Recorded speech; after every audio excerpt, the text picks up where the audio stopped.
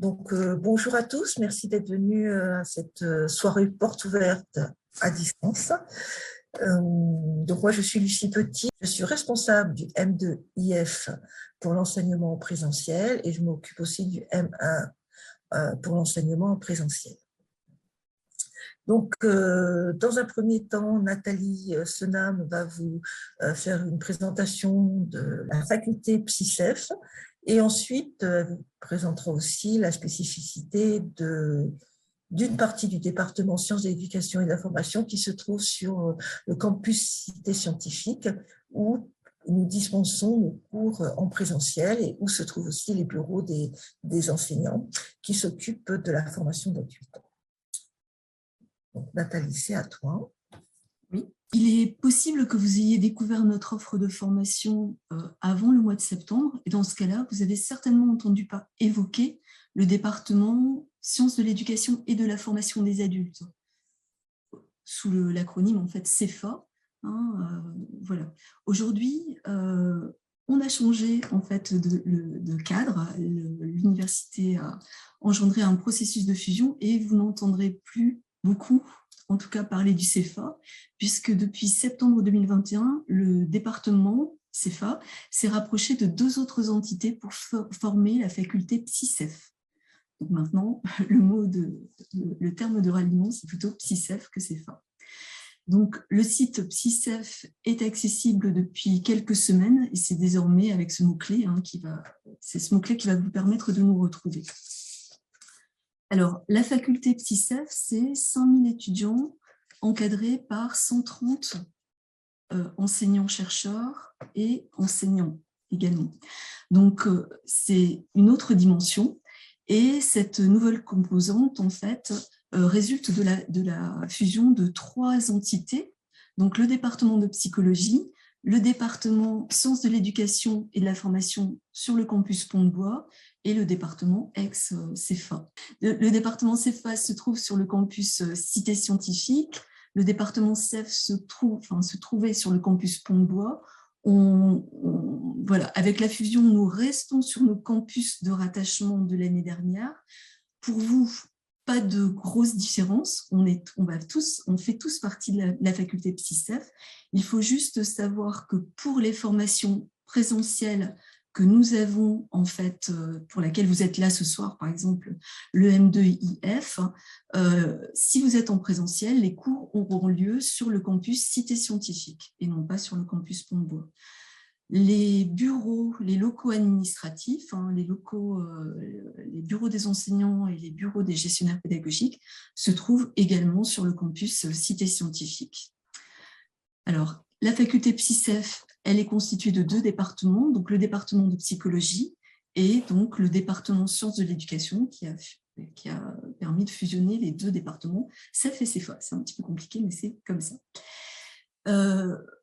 On a dans cette faculté 3 laboratoires de recherche, donc le laboratoire CIREL, on reparlera de ce laboratoire dans la diapo suivante, le laboratoire Scalab, qui est un laboratoire de sciences cognitives, et le laboratoire de recherche Psytech, qui est le laboratoire de psychologie.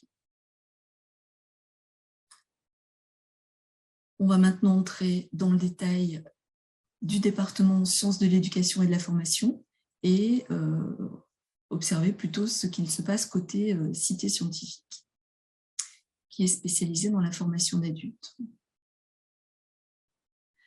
Donc, le département CEF compte côté Cité Scientifique 430 étudiants, 16 doctorants, 22 enseignants-chercheurs, une équipe de recherche. Et donc, en fait, tout à l'heure, on a vu qu'il y avait le laboratoire CIREL, qui était le laboratoire des sciences de l'éducation.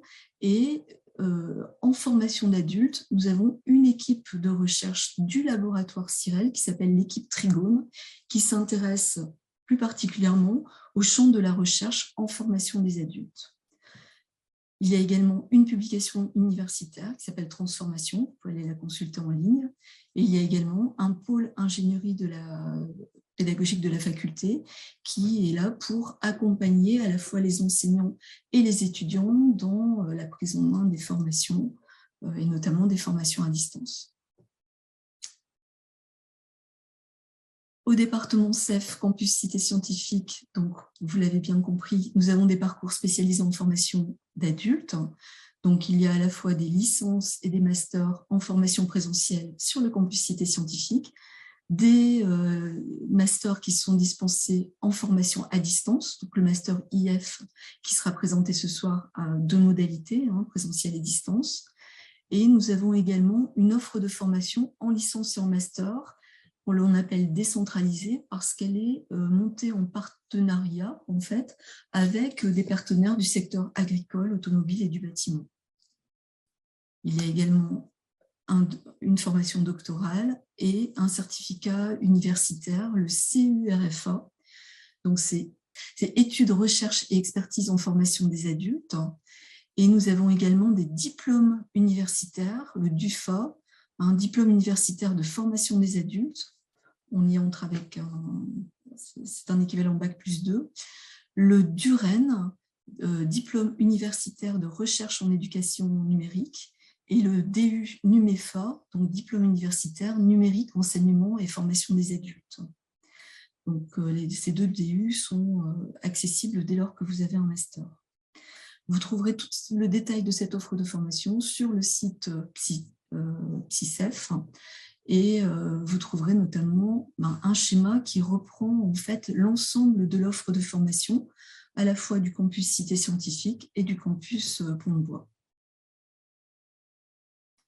Donc la L3, voilà, en bleu, vous voyez apparaître en fait les formations qui sont rattachées au campus Cité Scientifique.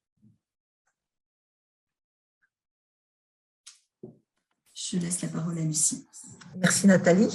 Donc, je vais parler de la seconde année du master, mention sciences d'éducation et de la formation, parcours ingénierie de formation. Alors, c'est un parcours, c'est en Master 2, après le Master 1, pour ceux qui ont fait le Master 1, il y a deux parcours qui sont proposés, un qui s'appelle ingénierie pédagogique multimodale et celui dont je vais vous parler qui s'appelle parcours ingénierie de formation, avec une orientation professionnelle qui est en alternance et qui est dispensée en modalité présentielle ou à distance. Et puis, il y a une orientation recherche sur ce Master 2 dont les enseignements sont dispensés uniquement à distance. Alors, ce master vise à développer les compétences de futurs encadrants du secteur de la formation d'adultes. On ne forme pas des formateurs. Il faut que ce soit très clair pour ceux qui ne nous connaissent pas. On forme des responsables, des personnes qui vont devenir, pas forcément à la sortie du master, mais qui vont devenir responsables de formation, ingénieurs de formation, ingénieurs pédagogiques, chefs de projet formation, chargés de mission en formation, coordinateurs pédagogiques, conseillers formation. Il y a plein de métiers auxquels ils auront accès une fois sortis. Et ce qui nous importe, nous, notamment pour l'orientation professionnalisante, c'est qu'à l'issue du master, vous soyez en capacité de mettre en place des dispositifs d'analyse des besoins, d'en assurer le suivi, et ça aussi bien au sein d'une entreprise, donc quelque chose d'assez fermé, au sein d'une branche professionnelle ou d'un territoire. De mener des investigations préalablement à la mise en place d'un dispositif, d'un projet ou d'un parcours de formation, ou d'un parcours pédagogique ou d'un parcours d'insertion. Bien sûr, de restituer un projet de formation pédagogique dans l'organisation où il s'inscrit, c'est-à-dire comprendre quelles sont les attentes du professionnel, quels sont les enjeux pour l'organisation de ce projet de formation pédagogique, quels sont les acteurs clés, qui est décisionnaire, qui a les cordons de la bourse, par exemple. Vous serez aussi en capacité d'analyser le travail à des fins didactiques et pédagogiques, ou bien de développement des compétences en situation de travail, de concevoir, mettre en œuvre, évaluer un dispositif, un projet ou un parcours de formation pédagogique ou d'insertion. Donc, c'est une formation qui est assez dense, qui en tout cas pour les dernières années, conduit les personnes à l'emploi. Les personnes que nous avons eues les 3 dernières années ont trouvé un emploi dans ces métiers-là, dans les métiers que je viens de citer, à l'issue de leur formation, parfois même sans avoir encore soutenu leur mémoire de fin d'année. Donc, cette formation comprend chaque semaine 5 blocs de compétences et de connaissances. C'est comme ça que sont découpés actuellement les diplômes de l'enseignement supérieur. Et chaque semaine, il y a 7 unités d'enseignement. Et le calendrier, en fonction des interruptions pédagogiques et des vacances universitaires, est découpé en 2 semaines par mois d'enseignement à l'université et de 2 semaines par mois de stages professionnalisants. Lorsqu'on est dans la formation à distance, bien sûr, ce calendrier est différent, puisque souvent, vous pouvez faire un peu plus de stages et les enseignements, comme vous les suivez à distance, vous pouvez aussi puissiez travailler le samedi, dimanche. Donc, il comprend en tout 4 unités d'enseignement sur les théories et thématiques en sciences de l'éducation et la formation d'adultes, 6 unités d'enseignement sur l'ingénierie, puisque c'est quand même le cœur de ce Master 2, et 2 unités d'enseignement sur la communication dans différents contextes. Donc, on a l'anglais, technique d'intervention orale, pour notamment la soutenance orale. 2 unités d'enseignement qui concernent le projet professionnalisant l'étudiant et la rédaction d'un mémoire. Rédaction d'un mémoire qui sera toujours en lien avec une situation d'exercice professionnel. C'est un mémoire professionnel de recherche. Et puis, il y a un stage professionnalisant obligatoire. Sans stage, on ne peut pas valider ce master. En tout cas, pour l'orientation professionnalisante, aussi bien en Master 2 présentiel qu'en Master 2 à distance. Alors, j'ai mis, je ne sais pas si vous voyez un peu les enseignements, en tout cas pour le Master 2 présentiel.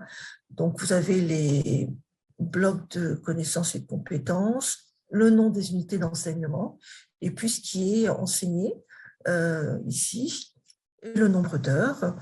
Donc, vous voyez qu'il y a du droit, de l'économie, de la sociologie des organisations, de la philosophie, de la psychologie en formation, de la méthodologie, de recherche et d'ingénierie, des yeux sur l'ingénierie concurrente et des yeux sur l'analyse du travail et formation.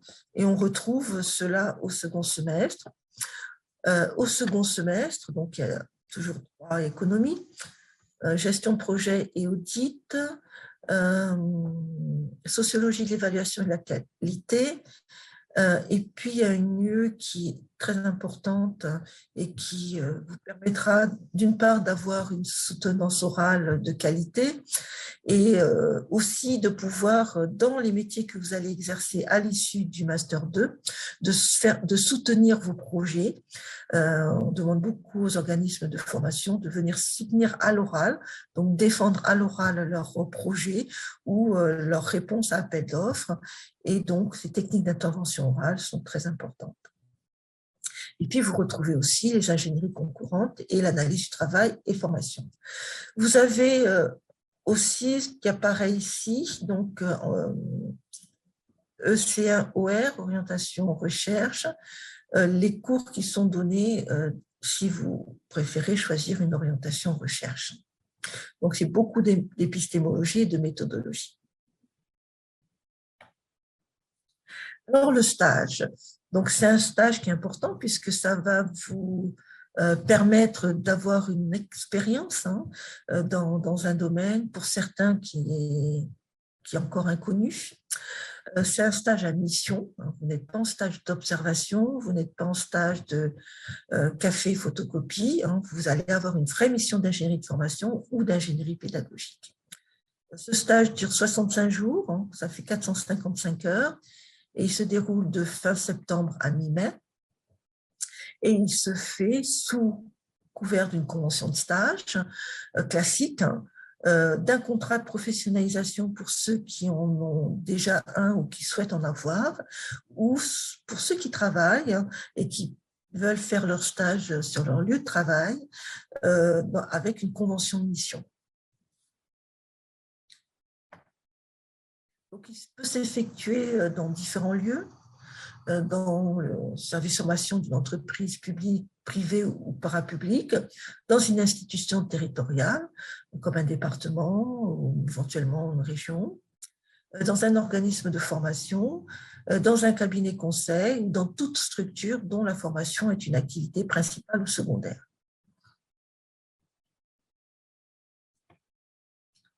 Alors, quelques missions qui ont été données à nos étudiants. Alors, si vous prenez le temps de lire cette diapositive, vous voyez qu'il y a des choses fort différentes en fonction des lieux de stage. On a l'habitude de dire chaque lieu de stage, chaque mission. Donc, ça veut dire qu'il y a il y a des missions variées parce qu'il y a vraiment des lieux de stage très différents.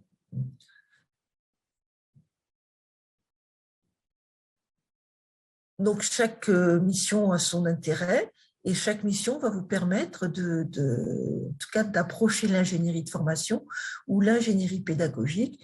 Et avec ce temps de stage, vous pourrez ensuite négocier votre entrée sur le marché de l'emploi et répondre à des annonces d'emploi.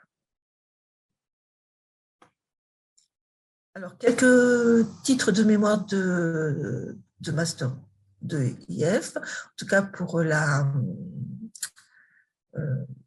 l'orientation professionnalisante. Donc, vous avez voilà, sur l'apprentissage dans un contexte de réforme, c'était en 2019, donc la dernière réforme de 2018 était en train de se mettre en place avec et des changements importants en ce qui concerne l'apprentissage, les contrats d'apprentissage et aussi les centres de formation des apprentis. Donc là, on a le second mémoire portait plutôt sur le désir d'un organisme de formation de mettre en place une plateforme e-learning, mais du coup avec très peu de moyens. Donc la question se posait de savoir s'ils avaient vraiment envie d'avoir cette plateforme qui est imposée maintenant par la certification Calliope. Les organismes de formation doivent tous avoir une plateforme e-learning de formation à distance. Donc, vous avez d'autres titres de mémoire. Donc, vous voyez aussi que autant de lieux de stage, autant de missions, autant de sujets de mémoire différents. Alors, qui peut accéder à ce master? Alors, bien sûr, il faut avoir validé une première année de master ou titulaire d'une maîtrise, mention sciences de l'éducation. Alors, c'est ce qui est conseillé, puisque ce master 2 fait partie d'une filière, les sciences de l'éducation et de la formation, avec une première année de master qui s'appelle ingénierie et transformation dans la formation des adultes, et puis un choix de master 2, soit ingénierie de formation, soit ingénierie pédagogique multimodale. Mais si vous avez un master ou une maîtrise en sciences de l'éducation et de la formation, bien sûr, vous pouvez postuler. Tout dépend de votre projet professionnel, puisque c'est ça qui va faire la différence. Vous pouvez aussi postuler si vous avez fait un master ou vous êtes titulaire d'une autre mention. Je ne sais pas, vous avez fait de l'anglais, vous avez fait, qu'est-ce que vous pouvez faire? De la sociologie, on a des gens qui ont fait des lettres, des masters en lettres. Donc voilà, vous pouvez postuler, mais bien sûr, nous allons examiner un peu plus attentivement votre dossier, là aussi pour comprendre quelles sont vos motivations, éventuellement regarder dans votre CV si vous avez des expériences, soit de tutorat, soit de formation dans l'entreprise où vous avez exercé ou même de façon bénévole. Et puis, les personnes qui qui veulent entrer directement en Master 2 sans avoir forcément la première année de Master ou une maîtrise, peuvent le faire en validant les acquis professionnels et personnels. Et il faut une expérience dans le champ de la formation. Alors, pour candidater, donc, vous avez fait vos études en France, ce sera sur la plateforme e-candidat. Vous vivez à l'étranger, vous voulez venir en France et vous n'avez pas de carte de résident ou vous n'êtes pas français, ben, il aurait fallu candidater plutôt sur le site de Campus France, et cette candidature, ben, elle aurait dû avoir lieu fin novembre. Alors, les dates pour l'ouverture de la plateforme e-candidat, c'est entre le 24 avril et le 7 juin 2022. Vous avez les informations sur le site PsyCEF, de la faculté PsyCEF. Donc, c'est un dossier à déposer avec, on va vous indiquer tous les éléments. Ce qui est important, c'est la lettre de motivation et votre CV. Si vous avez des questions à poser, donc vous avez les coordonnées de nos secrétaires pédagogiques, gestionnaires de la formation, donc Marion Olivier et Christiane Compagnon. Marion Olivier s'occupe de la modalité présentielle et Christiane Compagnon de la modalité à distance. Elles sont présentes aujourd'hui, je les en remercie.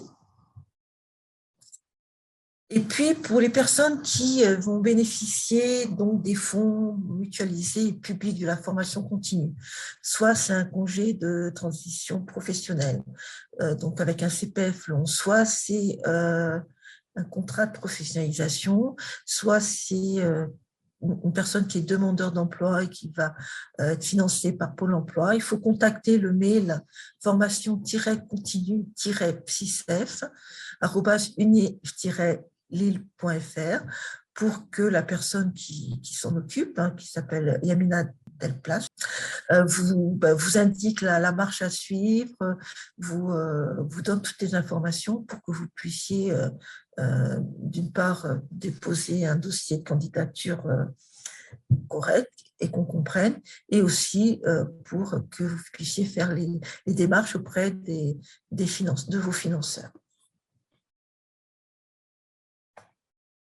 Bon, je vais laisser la parole à Thérèse Levenet et à Agathe Odiquet pour qu'elles vous indiquent les spécificités en fait de la modalité à distance. Ok. Oui, les spécificités, c'est essentiellement dans les modalités d'enseignement et d'apprentissage, c'est-à-dire que le Master 2 IF à distance, ingénierie de formation à distance, comme son nom l'indique, se déroule entièrement à distance et en asynchrone, c'est-à-dire que il n'y a pas de rendez-vous pour les cours.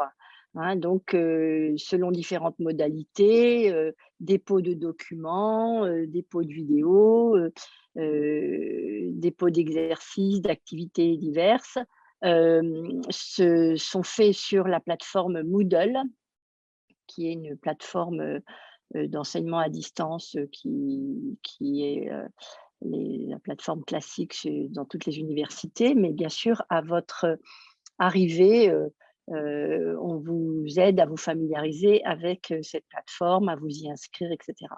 Voilà, donc tout passe par cette plateforme. Bien sûr, on tient un rythme de travail, c'est-à-dire que ou toutes les semaines ou tous les 15 jours, selon les enseignants, le rythme qu'ils veulent donner à leurs cours. Des dépôts sont faits, des travaux sont attendus de la part des étudiants. Ils déposent eux-mêmes leurs travaux sur cette plateforme. Voilà, donc il y a un rythme, il y a quand même 2 semestres et il y a un rythme de travail. Alors Lucie Petit tout à l'heure disait qu'en effet, l'organisation du stage pouvait elle n'était pas obligée de rentrer dans ce cadre de 2 jours par semaine, mais j'ai quand même envie de dire que je le conseille. Je pense qu'Agathe Odiquet partagera mon point de vue, c'est-à-dire que pour que la formation se fasse bien en alternance et réponde bien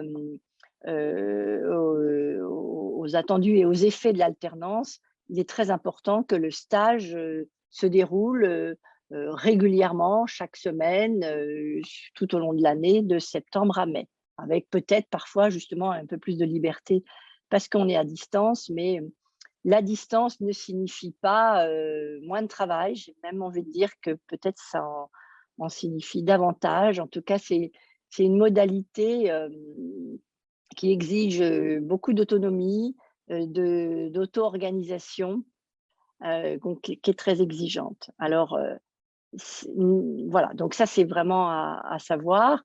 On instaure 2 fois par an une réunion de tuteurs en direct avec les étudiants, donc les tuteurs professionnels avec les étudiants, donc là en synchrone. On propose aussi 2 fois par an une instance dite de régulation en synchrone.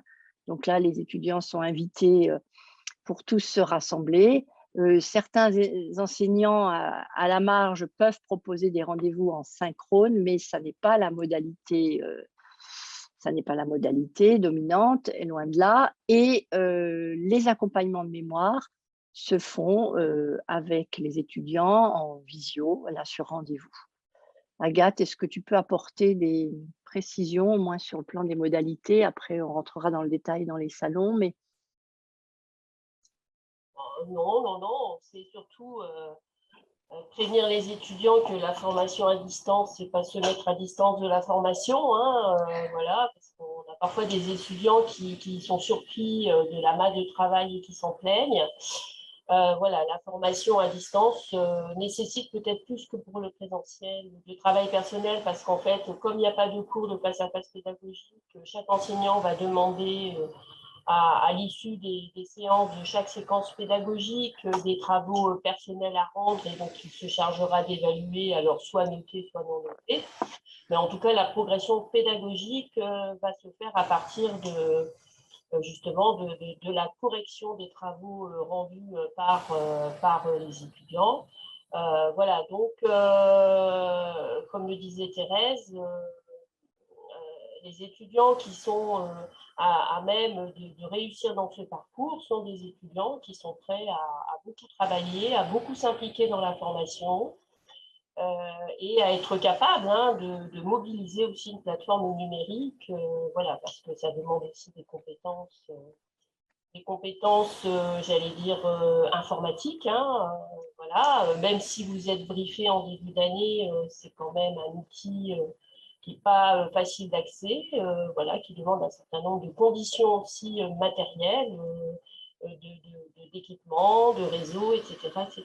Donc, voilà, on préfère informer d'emblée les étudiants que voilà, le Master 2 à distance, malgré ce que son nom indique, voilà, est vraiment un master très, très impliquant. Voilà. Donc, moi, je souhaitais surtout insister sur cette dimension.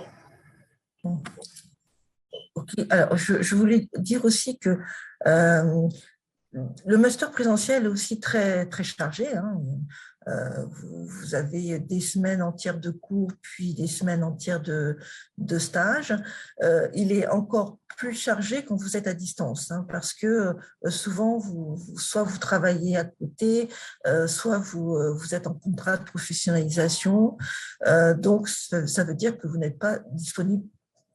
Vous êtes disponible peu de temps, en fait, finalement, le soir, le week-end. Donc, il faut une organisation au cordeau.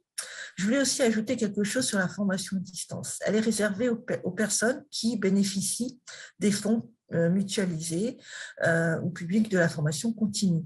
Donc, il faut un financement pour pouvoir être inscrit à cette formation à distance.